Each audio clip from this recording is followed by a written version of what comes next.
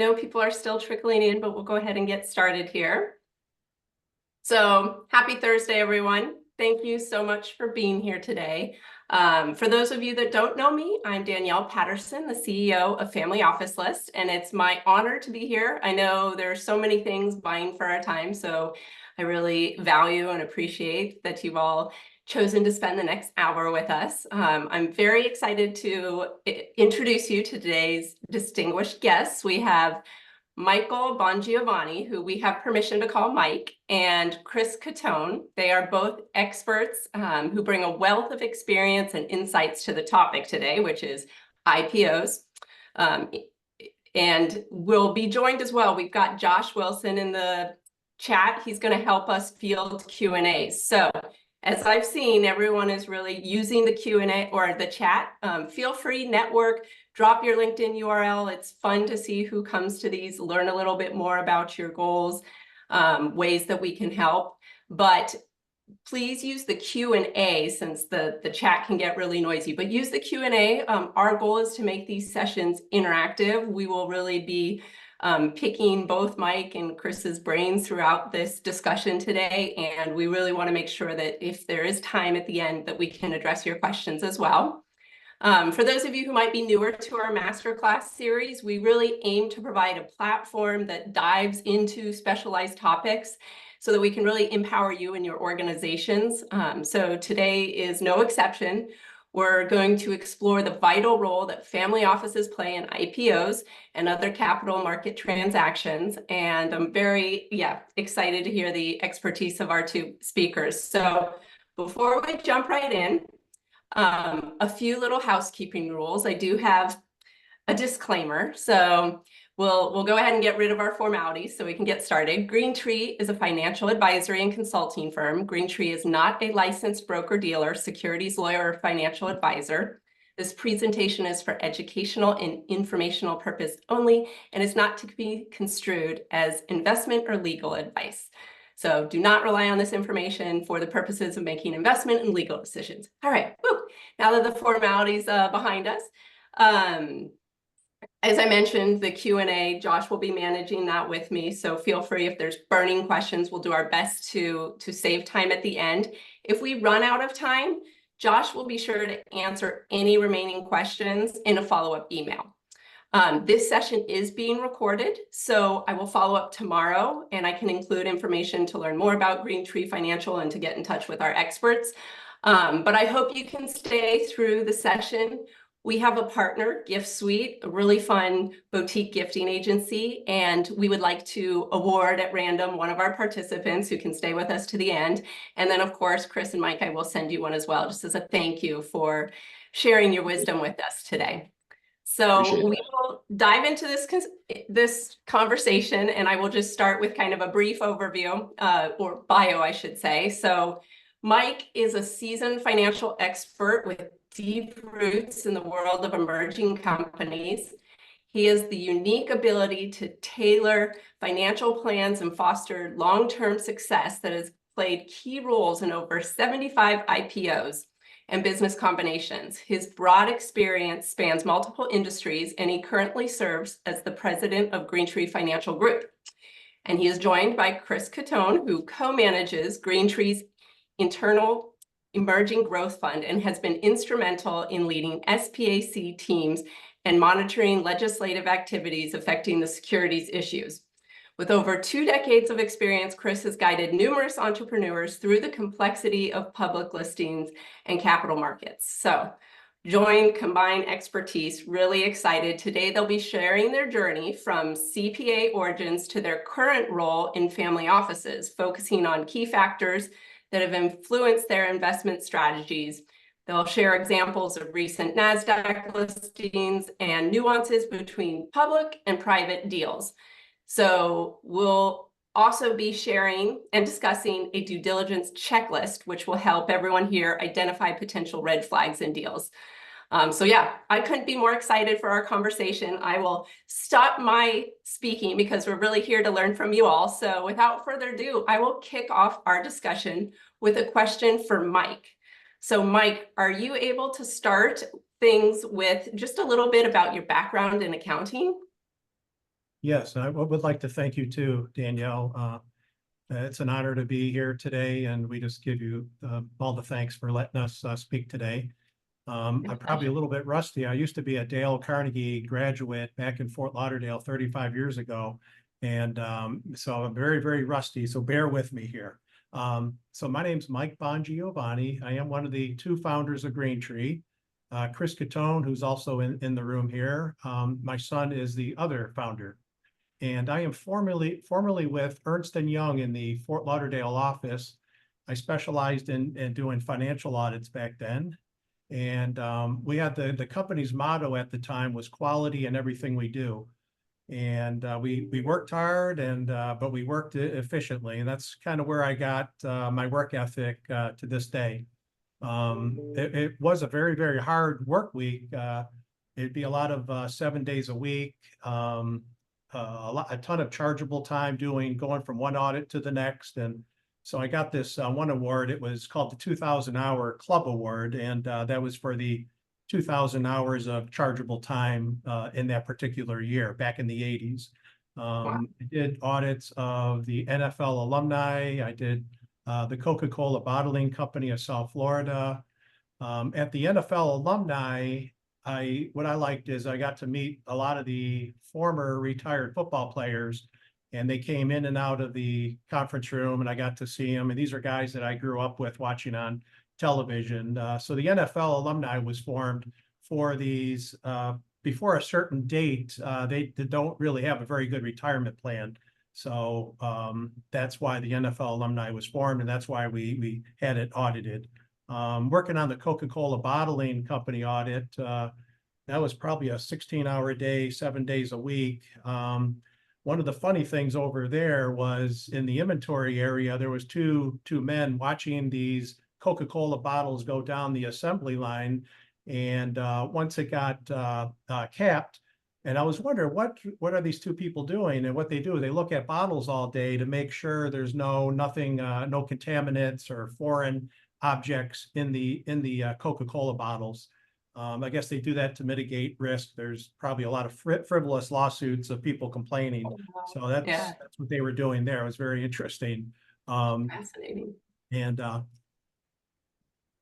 we had a lot of audits down in the Keys, Key Largo to Key West. And back then we were wearing suit and tie, but they said specifically don't wear a suit and tie down into the Keys area. It fit in with the client. So we got to wear ISODs, and it was a lot of fun doing that. Sometimes we had audit clients on very close to the Fort Lauderdale beach. So at lunch hour, after we ate, we'd take a ride on the Fort Lauderdale Strip, which was pretty neat being able to work down there to get my start. I was also in the Big Eight softball league. All 8 of the accounting firms were in this particular league. So we'd play against each other every Tuesday and Thursday night. And then afterwards we go out for something to drink and food. And there I got to have a good rapport, to meet the partners and the people that I work with. That was pretty fun. And I love playing softball. So I like that. I love that. Yeah. Play hard, work hard. Yeah. And then one of the particular projects that I liked, we helped Morgan Stanley back then with a roll-up of equipment leasing companies. There was originally 6 equipment leasing companies, and a roll-up is where they all come together, and we filed a public registration statement to do an IPO for these 6 founding equipment leasing companies. And that was headed by a guy named John Ledecky, who happens to be the father of Katie Ledecky, the Olympic gold medalist swimmer. Amazing. And, not sure what he's doing this day and age, Yeah. but how to do these roll-ups from him. And basically roll-ups are, if you have an industry that has a lot of the mom and pop, any type of business, but it's a mom and pop, there's no major player in that particular industry, then a roll-up makes a lot of sense to do. You could either do it privately or you could do it publicly. And I have experience in doing it publicly.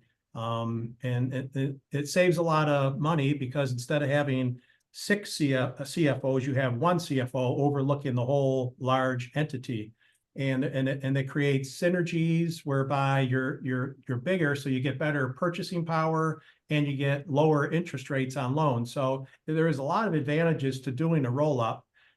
This particular roll-up, we started with $134 million in revenues. The opening stock price was $10, and the market valuation was $76 million. Well, after 200 additional companies got acquired after they were publicly traded, then this new company, the revenues increased to 3.6 billion. This is within a year or two. And Amazing. the stock price now all of a sudden was $37 per share, up from $10. Wow. So 74 million shares were issued. It created a new market valuation of $3 billion. So as I'll talk about later this afternoon or this morning, wherever you are located across the US, I'll talk about the advantages of going public. And one of the big things there was each of these original founding owners got 6 times, whatever earnings they had, they got a 6 times multiple. So they were already doing good at the onset. Then they made money on the back end with the stock price going up, because typically private companies only get 3 times earnings. So they got double what the company was actually worth. And basically also too, later in life, I remember my son and I working, doing tax returns up until 1 o'clock. And I was glad Chris, he was originally wanting to be an engineer, but I'm so glad he he switched over to accounting, and that was the start of many, many decades to come. So thank you, Danielle. Oh my gosh, amazing. What a life you have lived, all these experiences. The audience is just saying, like, what an amazing story. I can imagine just through all these, different stages, the amazing network you must have built. It takes a lot of trust to be working with within finance, and just all these amazing relationships you've built along the way.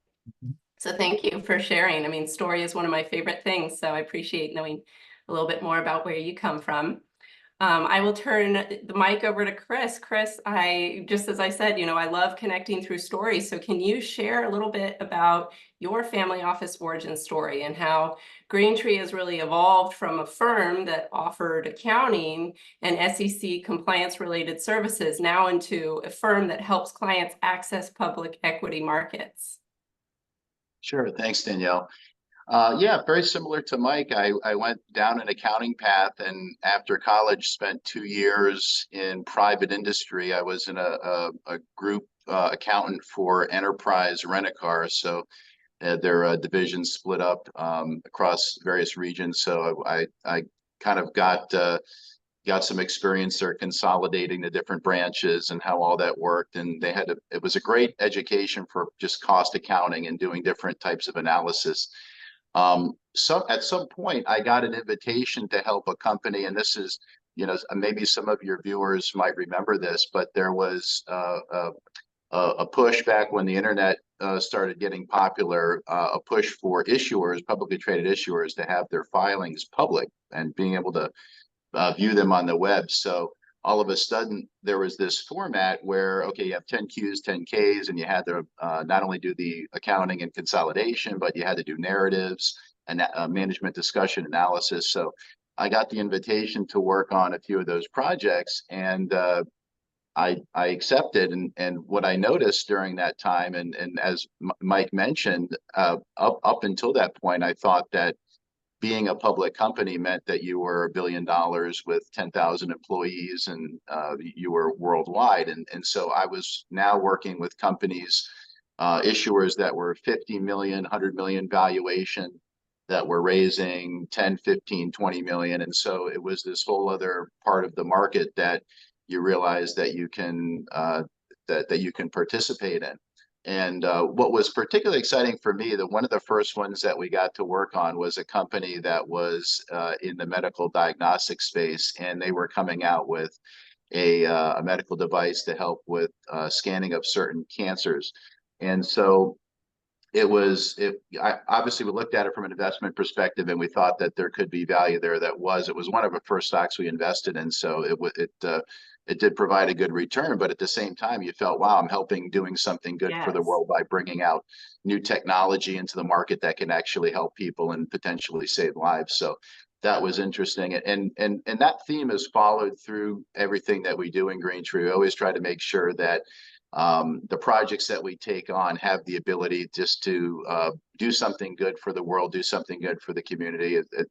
I'm sure, you know, we put a page on our website just to a lot of the organizations that have been able to help. I know we'll talk about that later.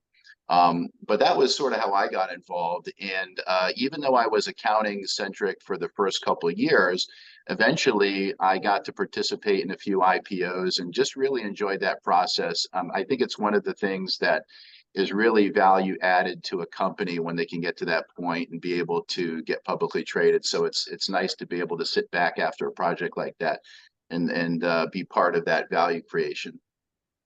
Amazing. Wow. Well, thank you for sharing that backstory. And again, just kind of same words to Mike, the relationships you must have built and all these exciting opportunities. And I love that you guys are making an impact with your wealth. You know, with these investments, you really do stand to do good in the world. So I'm going to keep it with you, Chris. I am curious, you know, we're talking about IPO. And for those of us who are kind of new to this, are there specific things that you look for in a company to go public in regards to, you know, size, revenue, or industry? I'd love to get your thoughts. Yeah, we're open to most industries. I would say there are a few that we've stayed away from just because they're and it's not that there's something wrong with it, just they're probably riskier at the moment, such as crypto and some of the early stage mining companies, things that are developmental. But we've done a lot in healthcare, we've done a lot in tech, we've done a lot in manufacturing.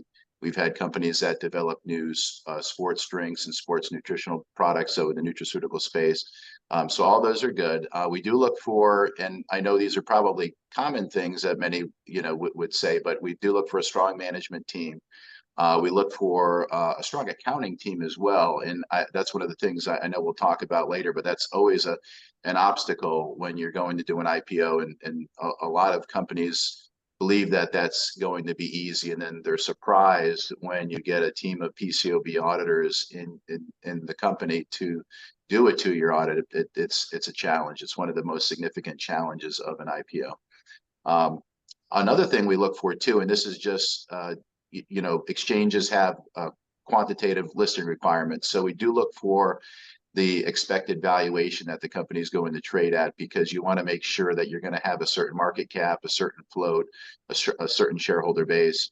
And so just for those formulas to work, you do need to have a certain market cap to be able to do that.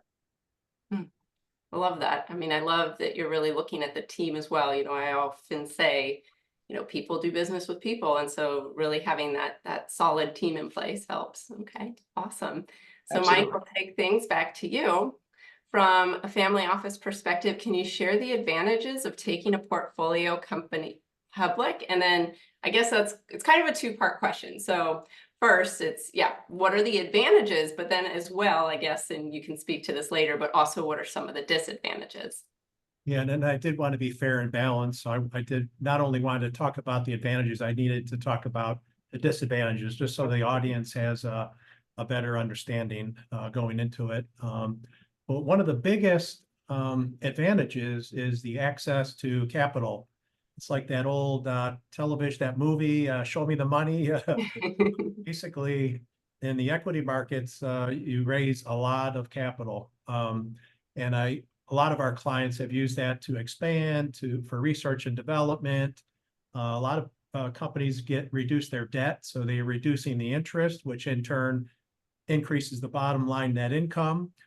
And not only do they raise capital up front, but they raise capital after they're a publicly traded company, and that's called a follow-on offering. It's pretty much the same registration statement. There's a couple alternatives, and you file it just like you did as if you were an initial public offering.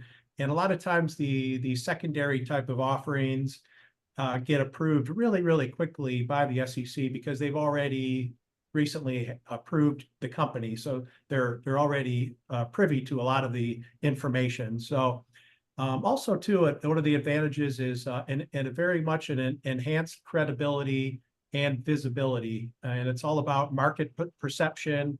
If you're trading on NASDAQ or the New York, there's just something great about having the reputation of being on those large exchanges, and it does, in turn, it does provide credibility to investors. And I would say number 3, and probably the second biggest advantage, is liquidity. Your publicly traded shares provide liquidity and an exit strategy to existing shareholders. A lot of times we invest in a private company and we have to wait several years in order to do an exit strategy, such as a buyout or a merger. But when you do an IPO, within several months, you're a selling security holder. If you're a selling security holder, you could go ahead and free up your shares. Now, if you're an affiliate, you're subject to what they call Rule 144, and you're subject to certain volume limitations. So, but nevertheless, liquidity is a very, very good thing, especially this day and age. So you could turn around and invest it in something else. There's a lot of employee incentives. You could issue a Form S8 and be able to reward your board of directors, your employees, with free trading stock. Like, as I said, you could do acquisitions and facilitate expansion and mergers and acquisitions. There's quite a bit of wealth creation going on. There's also a big step up in valuation from being a private company to being a public. Private companies are worth 3 to 5 times earnings. Public companies, on average, of all the several thousand of public companies, they do average around a 20 times earnings multiple. So they're inherently worth several times more as a public company, which is a very, very good advantage. Now, the disadvantages, there are compliance costs, there are audits that are required, and those audits have to be done by a PCAOB registered firm. The auditing requirements for public companies and the financial reporting requirements for public companies are a little bit harder than a private company. You have things such as segment disclosure that's required. You have earnings per share. You have weighted average shares outstanding calculations. And also, when you're publicly traded, you have the quarterly, the annual reports. Anytime there's a material event, you have a Form 8K that's got to be filed. Your shareholder meetings are required under the exchange rules. And management compensation is done on a more arm's length manner because you're accountable to an independent board of directors. So to sum it up, I would say also too that there's a time commitment as a disadvantage. It will be a temporary distraction from your business and missed opportunities. But if you hire someone to help with that, that mitigates the disadvantage. You also have to manage short-term quarterly results, whereas a private company is more into long-term. The public likes to see short-term results. You are in a fishbowl for all to see. All your filings are on the SEC.gov website. I would say that's one of the big disadvantages. You are subject to more liability for the directors and officers. However, you can mitigate that with a errors and omissions policy for your board and officers. And then the potential loss of control as a public company. As you're issuing stock, the affiliates, the insiders' holdings do get decreased. They're being diluted as the money comes into the company. However, you can mitigate that with a reverse stock split. And if you have a convertible preferred stock, you could convert that into common shares so that you increase your shareholder. But those are basically the advantages and the disadvantages. Really, really valuable to weigh those both. And, when you list off the disadvantages, it's like, oh gosh, where to even start? But I think it's amazing that there are trusted, guides out there that can lead you through, all the regulatory compliance and forms. So yeah, a lot to think about there. Chris, will throw a question your way. So again, for those of the audience who are newer to this world of IPOs, can you kind of share some of the high-level processes of going public, and kind of what are some of the recent rulemaking proposals that could affect IPO listings? Sure. So as I mentioned earlier, one of the biggest challenges is getting a 2-year audit. So any company that's considering an IPO has to have a 2-year audit by a PCAOB registered firm. So, and that's something that, well, fortunately, we're able to help with. We have 4 or 5 accountants and CPAs in our office that will help get the books ready for the firms, for the issuer's audit firm. And so we'll walk through, we'll help do the derivative. Sometimes there's derivative accounting. Sometimes there's even items such as revenue recognition can be complicated when you're dealing with PCAOB standards versus some of the private standards. So we help a company get ready for that. Selection of an underwriter is important. Depending on the size of offering, you want to make sure that you have an underwriter that's familiar with your specific industry, that can manage an offering of that size, that has enough retail to get the shareholder base that you're initially looking to have. So that's important as well. And then selection of an exchange. I mean, do you want to go on NYSE? Do you want to go on NASDAQ? Those are the two big ones in the US for sure. And each have their advantages and each have their own listing qualifications. So those are the things that we look at when we sit down with a company and they're considering an IPO, and we try to figure out which path is the best fit for them. In the second part of your question, in terms of rulemaking, that's an interesting one, and one that we've been talking internally for the last couple of weeks, because there are some changes that will affect some of the smaller IPOs, and I've reached out to some audit firms and some SEC law firms, and it's already having impact. But I'll back up for a moment, kind of the reason for the changes. So you had this flurry of the smaller IPO in the last 2 or 3 years. And the smaller IPO were these $8 million deals. They would go on NASDAQ, then go on NYSE. And each exchange has initial listing requirement, a set of initial listing requirements, and then they have a set of continued listing requirements. And so what would happen is these companies would meet the qualifications when they go on, but at some point, maybe they would burn through money and not have the shareholder equity, or their share price would go below $1. There could be a handful of them. But a lot of these companies got into a deficient situation. So in any given year, you'd have 150, 200 companies that sort of fall into this scenario. And there's ways they have time to cure it, and most of them do. However, over the last couple of years, you had, I think one of the numbers that I heard was about 575 of these companies, and you're talking about only out of a basket of about 4,000 companies. So it's a large percentage of companies that found themselves in with some kind of deficiency notice from their exchange. And so there were 2 things that have been done, one by each exchange. NASDAQ came up with a rule where any underwriters that want to participate in an IPO on NASDAQ now have to be a member of NASDAQ. And so that cuts out a lot of the smaller boutique firms that didn't have market making capability and didn't have any reason to have a NASDAQ membership. NYSE went a little bit different approach. They went more quantitative with it, and they have now a $10 million minimum to be able to do an IPO. Now, $10 million minimum isn't a real big number, but a lot of when I started pinging different firms that we work with, they said, look, the majority of these IPOs were 7, 8 million, and then they do a follow-on or something like that. So they actually preferred the smaller IPO. A lot of underwriters felt it was more manageable, but so that's a change that they're dealing with. And I think what you're going to see, I think both changes are good, probably. And by the way, a lot of people think that the NASDAQ will follow the NYSE and have some kind of a minimum as well. So, and I would probably agree with that. It might be 8 million, might be 10 million, but I would expect that development to come, probably get finalized within the next couple of months. But I think what you're going to see is issuers are going to come out, and instead of, they're probably going to need larger than a $50 million market cap to make those numbers work.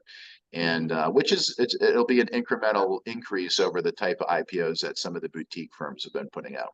Obviously, it doesn't affect the big guys, the Morgan Stanleys and Citibanks that are bringing out the larger offerings. No effect on those, but the smaller ones, which might be perhaps some in your audience that have a $50, $70 million valued company that's considering an IPO, that's certainly something to keep on the radar.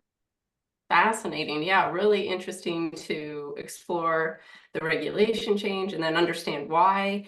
I feel like we could probably spend an entire masterclass just talking about the differences between the two exchanges. And I didn't know, I guess those are new, that there's the minimums and the membership. So fascinating. Thank you for sharing. Let's see, we will toss the question to Mike. So yes, I've been looking forward to this part in our conversation. I'm, a huge proponent of giving back, and I've learned a little bit about GreenTree's philanthropic endeavors. So can you share, in addition to serving and investing in companies, how does GreenTree contribute to philanthropy? Oh yeah, in fact, this is something that Chris and I just love. We just get personal gratification from being able to give back to the community. We have several initiatives that we lead or that we're a support center for, including community feeding programs, youth outreach centers, education, post-incarceration for reentry counseling also, collegiate scholarship programs, faith-based character building programs, and GreenTree has donated over $1 million in cash and stock towards these programs just in the past year. That is incredible. And I love, that it's really spread over different areas. That's fantastic. So that is the end of the questions that I have prepared, but I know that there are all sorts of questions sitting in our Q&A, and this is where I'm going to enlist Josh's help. Josh, I may need to promote you to a panelist so you can talk. Are you able to speak? Probably not. Let me do that right now. All right. Let's find Josh in this long list of people. There you are. Okay. Allow to talk. Hey, good day, everybody. Josh Wilson here. This was awesome. Thank you, Danielle. Danielle, you do such a good job at building this community, and you have an ability to talk and type at the same time. Like I'm following comments. You're doing a great job. Mike and Chris, thanks for doing this. We have some comments and questions that I'll post to you guys if you guys are open to. But yeah, thanks for doing this. So when it comes to due diligence, just letting you guys know, I get to work with Chris and Mike, and Mike is a absolute genius when it comes to due diligence. Mike, after your years in doing this kind of work, hold on, I get to join as a panelist. If do you want your camera on, Josh? You're welcome to join us if you'd like. All right, so it just let me come in, unable to start video because the host has stopped. Why are we hiding you? All right. There we go. Hey, there I am. All right. All right. Sorry about that if I got kicked out for a second. But Mike, question to you is, when it comes to due diligence, how do you create a due diligence process? So I know there's family offices in the audience right now, and they're trying to figure out their fit and their flow for investments. So how do you create a due diligence process, and then how do you improve that over time? So maybe you could give some insights on due diligence and how you approach it. Yeah, Great. so how I approach it is first we request a lot of different documents that the auditor and the lawyer is going to ask for subsequently. We'll ask for a 2 years worth of audited financial statements. We'll very carefully look at those to see the strengths, the weaknesses, the current ratio. We do different debt to equity ratios. We really analyze those financial statements my background is a bean counter, so this comes natural to me. We'll take a look also at the company's business plan, or the investor deck. The deck is a very nice feature to look at. It summarizes the company, whereas the business plan gets into a lot more detail. I do like to read into the business plan. Based on my auditing with Ernst & Young, I've audited thousands of companies. I've documented their internal controls. And so I know what to look for when I'm looking at a business plan. and I do like a SWOT analysis. What are their strengths, their weaknesses? What are their opportunities, and what are their threats? I also get a cap table prior to the public offering. I want to know how many shares are outstanding, who are the shareholders. So those are basically the type of things. And I don't want to bore everyone, but we request a lot of the basic stuff like the articles of incorporation, your bylaws, copies of agreements, and we do certain due diligence also into the background of the company as well. And basically, that's it in a nutshell. Very summarized, high level type of answer. And I'll add something to that. That helps with the disclosures that eventually go into the registration statement that would get filed in the IPO. So it not only helps us spot deficiencies and correct them, but also helps us be able to build those disclosures into the S1 with the law firm.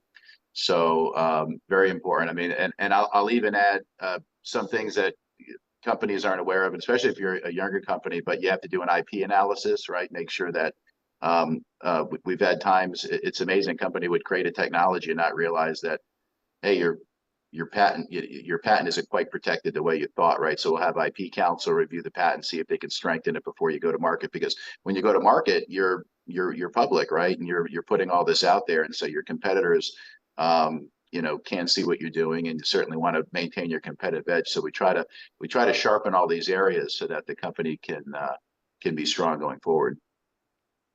Yeah. A lot your average founder may not think of. There's so much involved. Yeah. Got a question for Chris that popped in. It's a unique value proposition. You have a family office that provides services and investments. You guys write checks. Kind of give us an overview of the services you provide, and it's a unique approach that you guys take in the marketplace. So kind of give us an overview of some of the other things that you guys do. Sure. So, post IPO, and I think we talked about a few of these, but you have ongoing compliance requirements, right? So the 10Qs, the 10Ks. And as Mike said, those could be distracting to the average CEO and CFO that's trying to build the business and maintain operations and so forth. So, in more than 50% of the cases, clients after an IPO, they engage us to help continue with those filings. We'll put them out in the Edgar system for them. We'll send them back and forth to the audit firm. And I think one of the things that is a good specialty for us, because a majority of our team has such good accounting strength, is they're able to interact with the audit firms where an auditor will send you a list of 40 questions that you have to answer. And imagine you're in the middle of it. You got to get a production run out of your, out on your product, and you get a list of 40 questions that need to be addressed within a certain time period. So that's something that our team is used to doing. We have some folks that kind of rather enjoy burning the midnight oil, and they'll stay here. They'll answer those things, and they take it as a challenge and make sure that. And the nice thing about it is you feel like you're partnering with the company, because in most cases we're an equity holder, so we're partnering in the success of the company as well. Yeah, thank you, Chris. Really Mike, we've got inside and out. Yeah. So, Mike, we got another due diligence question. You're the due diligence guy today. When it comes to due diligence, the question came from subs. Is there's a balance between a gut instinct when you're doing this, and then hard numbers, right? Like, numbers don't lie, but talk to us about like when a gut instinct pops up that might not be something that you see in the number space. So kind of talk to us about discernment. How do you build that up? I'm not sure I understand you. Can you kind of be a little more specific? Absolutely. Everything looks good in your due diligence checklist, but there's something in your brain that says, I don't know, I think we should maybe hold off on this. Talk to us about like how, if that happens, right? And how do you and Chris approach that? And maybe that's a question maybe both you and Chris could maybe give a little insights to. Yeah, we prefer not to hold off on it. We would address it at that particular time that we discover whatever it may be. We'll talk amongst ourselves, and then communicate directly with the client through questions and answers, and just get to understand the company more and assess the risk from there. I have one, Josh, that I can add to it that's kind of a funny story. So I was doing due diligence for an IPO, and I, I I arrived to this location. It was a massive building, right? And I mean, it was sort of its own city. I mean, really, it was. And so you walk in, and you don't really see many people, right? And so it supposedly had a certain level of operation. So to your point, it looked a certain way on paper, right? But then you still got to go and you got to do your physical walkthrough. So you're walking through, and I start noticing, okay, there are 20 people in this room at desk. And I'm like, oh, look, everybody's got a pad of paper and a pencil, but nobody's got a computer. Nobody's really working on the phone. Nobody's making any calls. And so it had a feel like it was staged, right? And so, and then as we started to go into other rooms, we started seeing some of the same people right at the desk. So it was like, I think they were recycling the people. Oh my Yeah. gosh, yeah, So the there's stage type no thing. equipment here. Yeah, and it was a biotech. So biotechs can be tricky to do due diligence on because a lot of them are developmental in nature. And so you're not seeing a widget being produced on an assembly line or something like that. So, but yeah, that was and a few of us noticed it. We talked about it. And then from that point, you start noticing other things. But, to the question from your viewer, I mean, if you got to look at if your gut's telling you something, even if the paper's looking good, you might want to look deeper. It does happen, unfortunately. You're still dealing. I mean, the benefits of our capital markets, money's available, and I think the U.S. has the best capital markets in the world, and we've seen a lot of companies succeed, but unfortunately, you're going to have others that try to take advantage. Also, too, Josh, the American Institute of CPAs provides industry audit guide. So we'll have an industry audit guide for if it's a very complicated, confusing type of industry. We'll get acclimated by reading that, so we're able to address the issues. Yeah, I imagine it's so nuanced for every industry, and hard to be an expert of all things. So. I saw one comment. I don't know if Josh, if I can throw out this was a question, I think, from one of your viewers, but he was asking about AI, if AI deals were public. We had an experience like that last year where we helped a company, and this was also in the biotech space. And so this particular company, they created a platform that uses AI to take drugs that have failed at some point in the FDA process, and the AI goes in and analyzes and tries to figure out what went wrong. Was it a dosing issue? Was it maybe it worked on this particular type of population, but not this? And so it has all these measurements. And so that was an IPO that we did last year that actually got a lot of attention. I mean, that particular CEO was on Yahoo Finance, Bloomberg. I mean, he just, it was a great project. They did an IPO. They did 2 follow-on offerings, and that company in particular had struggled to raise capital prior to their IPO, but now being on NASDAQ, they have a great platform to be able to do that. And so the CEO is like forever grateful that he took the plunge to do that. And it wasn't easy. I mean, amazingly, at biotech, you would think it'd be, we talked about the audits earlier. You think that would be easy to audit a company that doesn't have a lot of, specific type of operations, but it was challenging from a valuation perspective and some of the accounting estimates. What an impactful way to bring that service to the public market. That's an amazing story. Yeah. So 2 questions come up, guys. I'll pose them both, and we could pick them apart. Chris, this is from Goldie.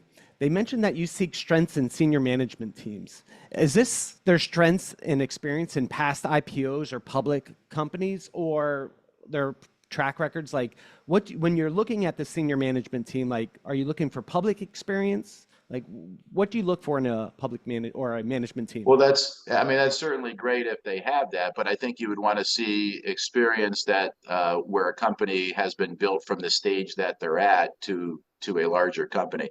So if they came over from big pharma and they were managing a large enterprise with $1 billion budget, but never had taken an emerging company and grown it, I mean, that might be, some cause of concern. But we try to look for companies, or for management team that has taken a company through the goals that they're currently considering. So if it's, it could be a private exit, for example. Another thing I think that's very helpful is if they have had fundraising experience, right? Because even an IPO process, the underwriter is still going to put you on a road show. You're still going to have to talk to investors. So you need to be somewhat familiar with how to present your company and how to ask for capital and how to be able to pitch to people why why they should take a shot on you, and why their investment's going to grow. Yeah. That's a great question.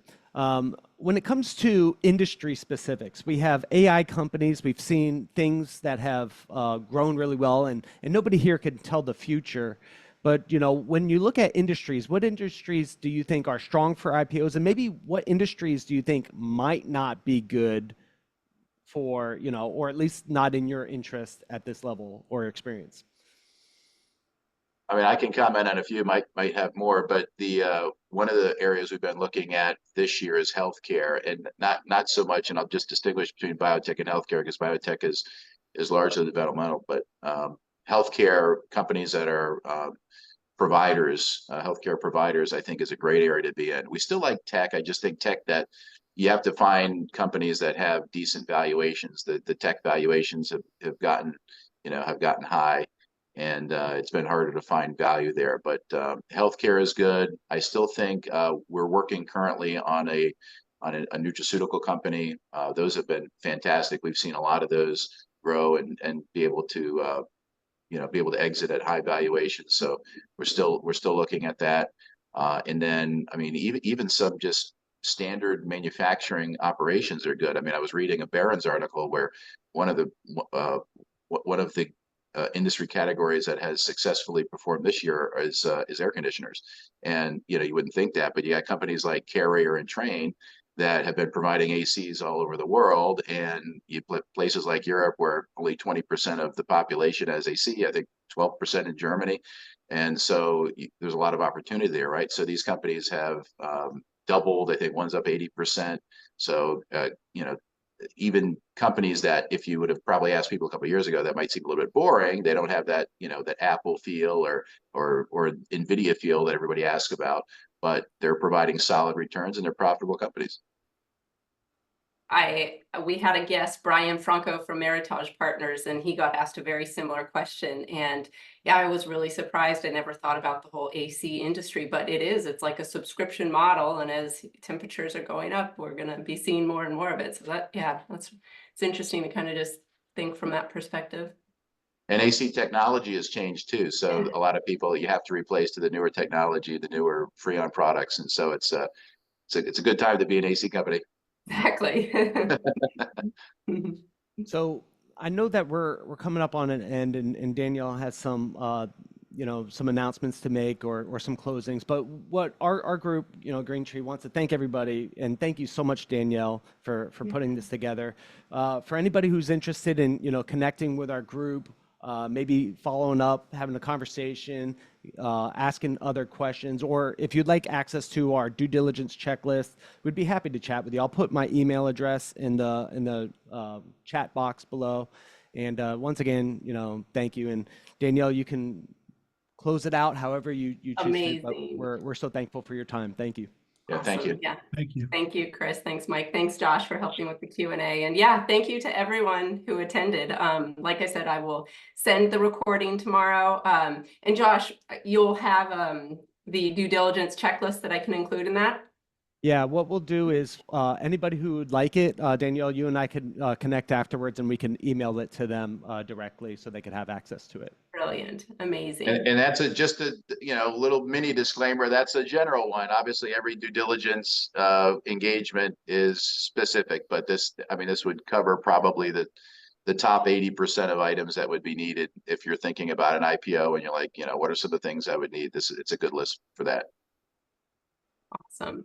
Well, for all of you who have attended, thank you. We do these every other week. So next month, I'll notify you all. We're doing a really interesting series about philanthropy and specifically women-led family offices and some of the exciting impacts that they're making. So I'll be excited to share more details with that. And yeah, without further ado, I will bid everyone a wonderful day and just appreciate everyone's participation. Great questions. Thank you all. Thank you. Thank you, everyone.